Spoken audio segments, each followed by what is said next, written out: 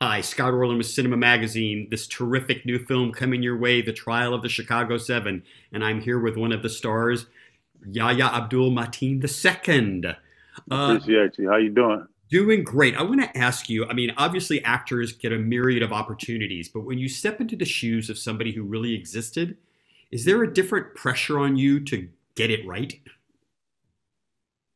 Well, I don't like to think about my art in terms of pressure, but I do think about responsibility. I think about the about it being an honor, to represent someone else's story, to walk in someone else's shoes, so to speak, and to get it right from the perspective of finding out what was important to them, finding out some of the key things that are important to them, but also making those things universally accessible, as well. So, but it is a very, very personal process that is ultimately a very large honor and a responsibility all at the same time. What's kind of jarring, or at least eye-opening, is it's been 50 something years since this happened, and Yeah. yet there still seems to be this indictment about our legal system, that Uh-huh. is there such thing as a fair trial? hmm hmm But yeah, I mean, the system is so powerful. It's so powerful, and it's set up so that I guess it's supposed to be set up so that it can ensure absolute fairness and without bias and due process and things like that as well. But the system is also so strong that it is often justice is often bent toward the to the benefit of the system itself rather than the people and the citizens. It doesn't take very much to see how that correlates in today's world. There is a sequence in the movie where you have to be restrained, and even Mhm. though it is acting and everybody around you is pretending, does it put you in a different mindset when everything kind of starts to play out?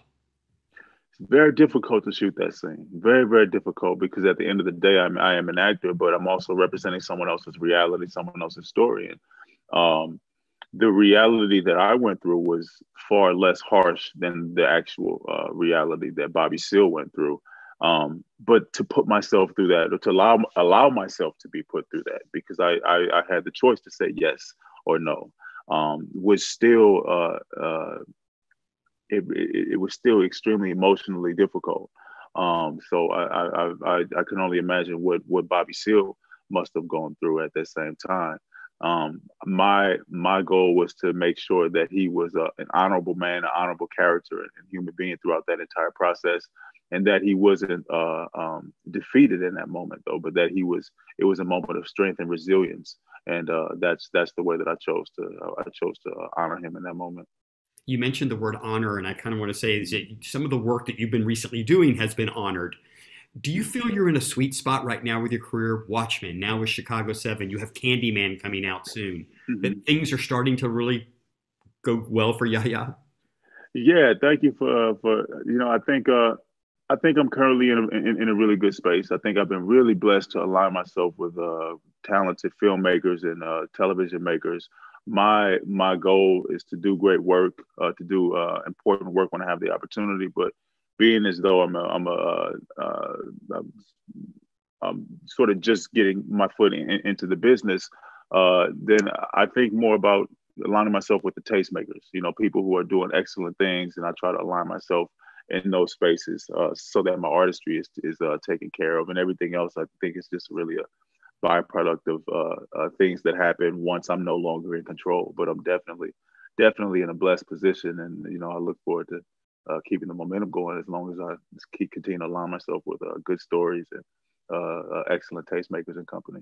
And a last question for you. If one were to look at this movie as almost like a sports all-star game, you Mm. have this incredible director or coach that's kind Yeah, of in yeah, yeah. charge of everybody. You have this all-star Wow. team of actors, comics, people surrounding you.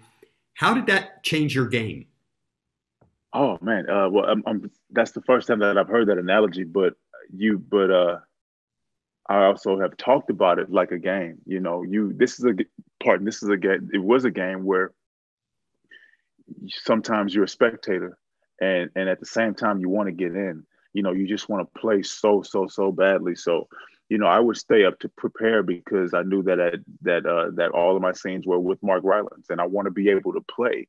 The cast that was assembled was so talented from the top to the bottom, or I should say top to bottom, all the way across the board. The team was really stacked, and when you're in a room like that, you want to be able to come in, hold your own, and to do your part to contribute to the team spirit. So it really elevated my preparation, and I just wanted to be able to go back in and just throw the ball back and forth. And I was very, very fortunate to be able to exchange molecules, as I put it. Well, yeah, if I may attest, you hit a couple of 3-pointers. So there we go. I appreciate you. Thank you so much. Congratulations. Appreciate it. It's the trial of the Chicago 7, and this is Scott Orlin. Until next time. All right. Take care. You will. Cut, please.